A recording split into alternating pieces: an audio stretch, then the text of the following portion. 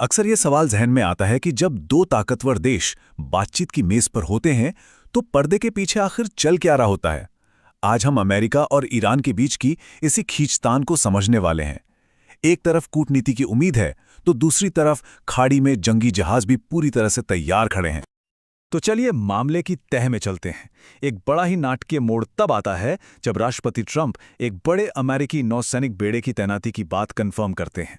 अब जरा सोचिए, ये एक ही वक्त में खुली धमकी भी है और बातचीत का एक न्योता भी। तो मतलब हम एक दोराहे पर खड़े हैं। एक रास्ता सीधा टकराव की तरफ जाता है और दूसरा बातचीत की ओर। और आज यानी 6 फरवरी 2026 को ओमान के मस्कट शहर में ये हाई लेवल बातचीत शुरू भी हो चुकी है। इतने तनाव के बीच ये उम्मीद की एक बहुत ही नाजुक सी किरण है। अब जब भी ऐसी कोई बड़ी बातचीत होती है तो कुछ चेहरे बहुत अहम हो जाते हैं। इन वार्ताओं में जो सबसे अहम चेहरा हैं वो हैं ईरान के सबसे अनुभवी डिप्लोमैट्स में से एक, विदेश मंत्री अब्बास अरागची। अब्बास अरागची कोई आम डिप्लोमेट नहीं है, उनके पास एक कमाल का तजुर्बा है। देखिए, एक तरफ तो वो ईरान के क्रांतिकारी इतिहास से जुड़े हैं और दूसरी तरफ वो एक बेहद प्रैक्टिकल इंसान भी हैं। और हाँ, ये वही शख्स हैं जो 2015 की ओरिजिनल न्यूक्लियर डील में एक बहुत बड़ी भूमिका निभा चुके हैं। इससे अरागची का माइंडसेट बिल्कुल साफ पता चलता है। वो कह रहे हैं कि भाई, बात होगी तो बराबरी के दर्जे पर होगी, एक दूसरे का सम्मान करते हुए होगी। ये उनके लिए सिर्फ कहने की बातें नहीं हैं, बल्कि किसी भी पक्की डील की बुनियाद है। मतलब ये उनकी नॉन नेगोशिएबल शर्त है। तो सवाल ये उठता है कि आखिर हम इस मोड़ तक पहुंचे कैसे। मतलब ये कूटनीति और जंग के बीच की जो पतली सी लाइन है, हम इस पर कैसे आ गए। इसके लिए हमें पिछले 1 साल में जो हुआ उस पर एक नज़र डालनी होगी। तो कहानी में उबाल आता है पिछले साल जून में, जब अमेरिकी बॉम्बर्स ने ईरान के न्यूक्लियर ठिकानों पर हमला कर दिया।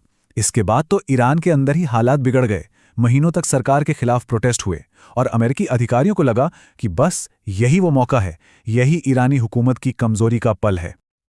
लेकिन यहाँ एक बहुत बड़ा कन्फ्यूजन है। ईरान के न्यूक्लियर प्रोग्राम का आखिर हुआ क्या? एक तरफ तो प्रेसिडेंट ट्रंप ने दावा किया था कि उसे समझिए पूरी तरह से मिटा दिया गया है। तो फिर ये नई बातचीत क्यों हो रही है? ये बात कुछ हजम नहीं होती है ना। और इसी सवाल का जवाब ईरान की तरफ से आता है। उनका स्टैंड बिल्कुल क्लियर है। वो कहते हैं, ठीक है, आपने हमारी बिल्डिंग्स तोड़ दी, हमारी मशीनें तबाह कर दी, लेकिन जो टेक्नोलॉजी हमारे दिमाग में है उस पर बम कैसे गिराओगे? जो हमारा इरादा है उसे कैसे खत्म करोगे? ये एक बहुत पावरफुल पॉइंट है। तो बस यहीं से हम असल बातचीत की उलझनों में पहुंचते हैं, जहां दोनों ही साइड्स की शुरुआत में ही जमीन आसमान का फर्क है। और ये फर्क छोटी मोटी बातों पर नहीं है। फर्क तो इस पर है कि बात किस चीज पर करनी है और किस पर नहीं। ये जो टकराव है वो यहाँ साफ दिखता है। अमेरिका का एजेंडा बहुत बड़ा है। वो चाहते हैं कि न्यूक्लियर प्रोग्राम, मिसाइल, इलाके में ईरान का दखल, मानवाधिकार, सब पर बात हो। और ईरान का कहना है, नहीं, बात होगी तो सिर्फ एक मुद्दे पर, और वो है न्यूक्लियर फाइल। बाकी सब हमारे अंदरूनी मामले हैं, उन पर कोई बात नहीं होगी। और एक बात याद रखनी बहुत जरूरी है कि भले ही डिप्लोमैट्स कमरे में बात कर रहे हैं, बाहर सैन्य दबाव का माहौल कम नहीं हुआ है। वॉशिंगटन लगातार ये सिग्नल दे रहा है कि अगर बातचीत फेल हुई तो उनके पास और भी बहुत से रास्ते खुले हैं। तो अब आते हैं सबसे बड़े सवाल पर, ये सब इतना जरूरी क्यों है?